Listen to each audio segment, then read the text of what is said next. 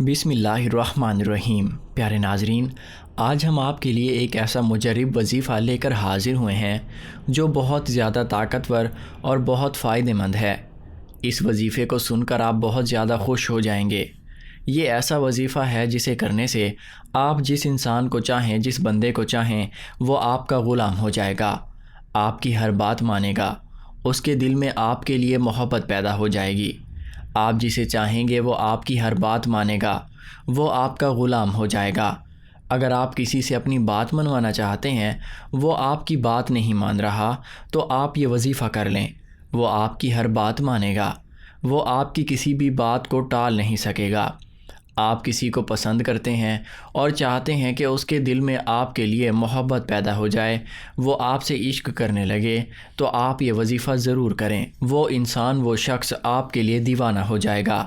ناظرین، ویڈیو میں آگے بڑھنے سے پہلے آپ سے گزارش ہے، اگر ابھی تک آپ نے ہمارے چینل کو سبسکرائب نہیں کیا تو چینل کو سبسکرائب کریں اور ساتھ موجود بیل کے آئیکن کو دبا دیں تاکہ آپ کے پاس ہماری اس طرح کی مزید اچھی اور اسلامک ویڈیوز پہنچ سکیں۔ یہ وظیفہ کسی کے بھی دل میں محبت پیدا کرنے کا بہت ہی مجرب وظیفہ ہے۔ یہ ایسا طاقتور وظیفہ ہے، وہ آپ کو انکار نہیں کر پائے گا۔ اس کے دل میں آپ کے لیے محبت پیدا ہونا شروع ہو جائے گی۔ یا کسی کے دل میں محبت پیدا کرنے کا اور اپنی بات منوانے کا بہت ہی مجرب وظیفہ ہے۔ اگر آپ کسی لڑکی کو پسند کرتے ہیں یا کوئی لڑکی کسی لڑکے کو پسند کرتی ہے اور اس سے شادی کرنا چاہتی ہے اور آگے سے وہ نہیں مان رہا، تو اس کے دل میں محبت ڈالنے کے لیے کر سکتے ہیں۔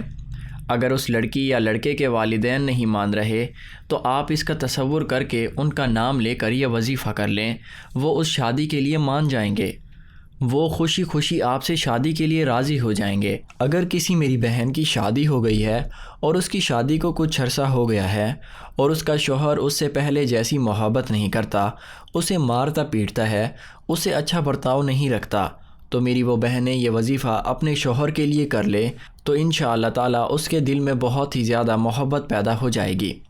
وہ آپ کا فرما بردار ہو جائے گا، آپ کے ناز نخرے اٹھائے گا، آپ کے منہ سے نکلنے سے پہلے آپ کی وہ بات پوری کرے گا۔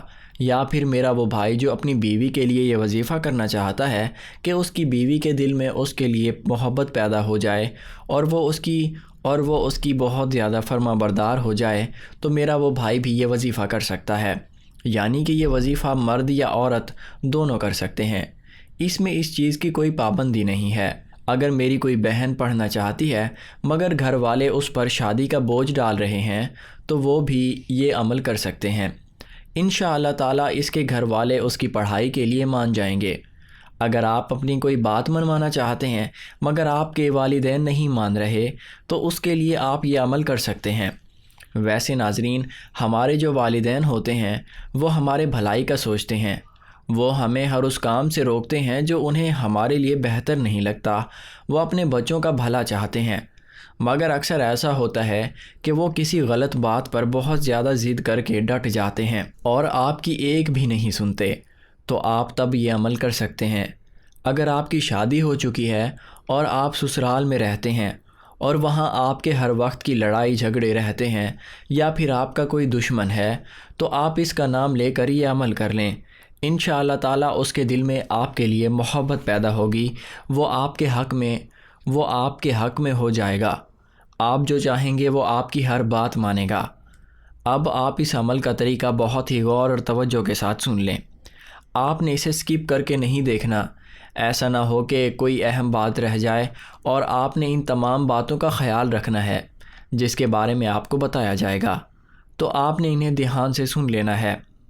آپ یہ عمل کسی بھی وقت کر سکتے ہیں، اگر آپ چاہیں تو یہ عمل کسی بھی نماز کے بعد پڑھ سکتے ہیں، بے شک وہ فجر کی نماز ہو، ظہر کی ہو، عصر کی ہو، مغرب کی ہو، عشاء کی ہو یا پھر تہجد کی نماز ہو۔ یعنی بتانے کا مقصد یہ ہے کہ آپ یہ عمل دن کے کسی بھی حصے میں کر سکتے ہیں۔ اگر آپ نماز کے بعد نہیں کرنا چاہتے تو آپ ویسے ہی اسے کسی بھی وقت کر سکتے ہیں، جب بھی آپ کو وقت ملے تب آپ یہ عمل کر لیں، اور اس عمل کو کرنے کے لیے وقت کی کوئی پابندی نہیں ہے۔ آپ نے یہ عمل بہت ہی خاموشی، توجہ اور پورے یقین کے ساتھ کرنا ہے۔ آپ یہ عمل کہیں بھی بیٹھ کر کر سکتے ہیں، کسی جگہ کی بھی پابندی نہیں ہے۔ میری بہنیں یہ عمل اپنے خاص ایام میں بھی کر سکتی ہیں۔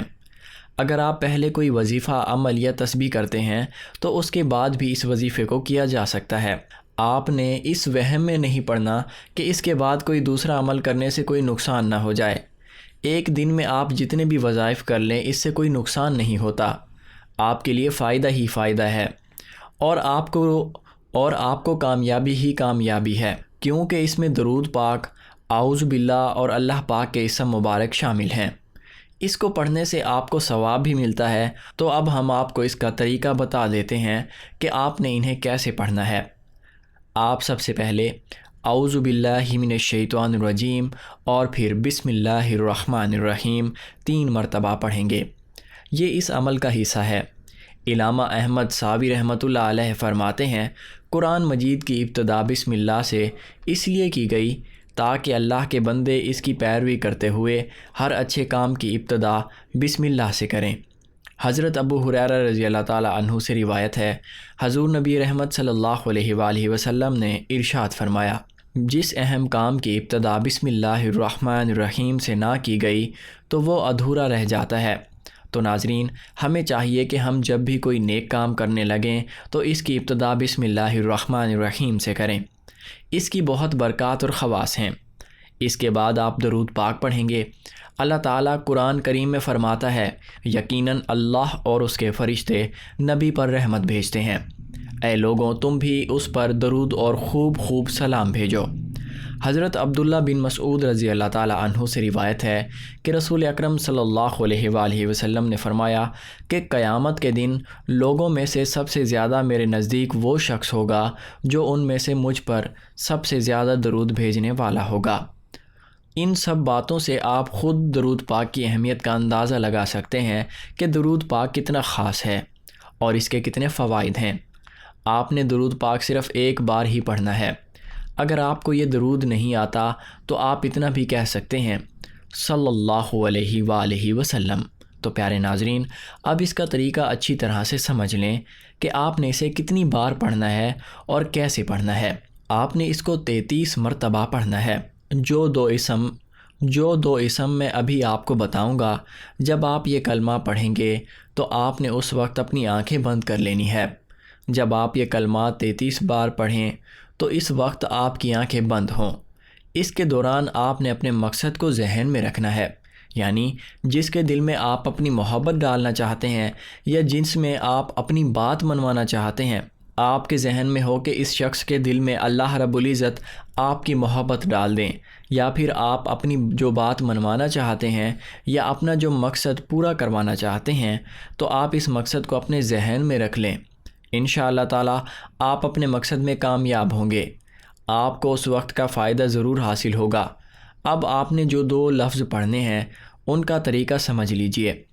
آپ نے اپنی آنکھیں بند کر لینی ہیں اور یہ 2 لفظ پڑھنے ہیں، یا قابض العزیز اللہ ذو الجلال والاکرام کے تمام اسما بہتر ہیں، لہٰذا ان میں کسی بھی قسم کی تعطیل یا تسبیح یا انکار کا عقیدہ رکھنا صریحاً الحاد ہے۔ پیارے ناظرین، اللہ رب العزت کے کسی بھی نام کو اس سے دعا میں وسیلہ بنایا جا سکتا ہے اور یہی سب سے بہترین وسیلہ ہے۔ اللہ تعالیٰ کا فرمان مبارک ہے اور اللہ تعالیٰ کے لیے اچھے نام ہیں، لہٰذا انہی کے ساتھ اسے پکارو اور انہی لوگوں کو چھوڑو جو ان کے ناموں کے بارے میں کج روی کا شکار ہیں۔ جو کچھ وہ کرتے ہیں اس کا انہیں عنقریب بدلہ دیا جائے گا۔ اسی طرح حدیث شریف میں آتا ہے، رسول اکرم صلی اللہ علیہ وآلہ وسلم نے فرمایا، بے شک اللہ تعالیٰ کے 99 نام ہیں، جس نے ان ناموں کو یاد کیا وہ جنت میں داخل ہوگا۔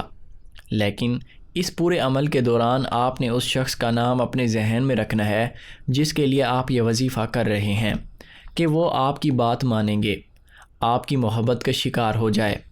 آپ نے اس عمل کو کرتے وقت اپنی آنکھیں بند کر لینی ہیں اور 33 بار اس عمل کو پڑھتے ہوئے اس شخص کا نام اپنے ذہن میں رکھنا ہے جس کے لیے آپ یہ عمل کر رہے ہیں۔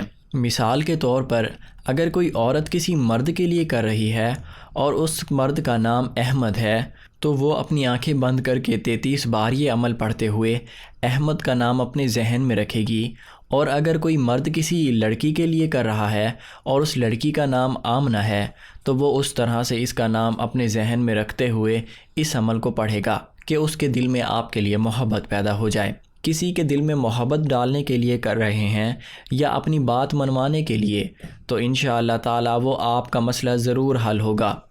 اس طرح اگر آپ اپنے والدین کے لیے کر رہے ہیں کہ وہ آپ کی بات مان جائیں کر کے تو انشاءاللہ تعالی وہ بھی راضی ہو جائیں گے۔ اس کے علاوہ اگر آپ کا کوئی دشمن ہے، آپ اس کے دل میں محبت پیدا کرنا چاہتے ہیں اور اس کے لیے بھی آپ اس عمل کو کر سکتے ہو۔ انشاءاللہ تعالی آپ کا دشمن آپ سے محبت کرے گا، دشمنی دوستی میں بدل جائے گی۔ اگر آپ کسی اور کے لیے کر رہے ہیں کہ وہ آپ کی بات مان جائے، جیسا آپ کہو گے ویسا ہی کرے گا۔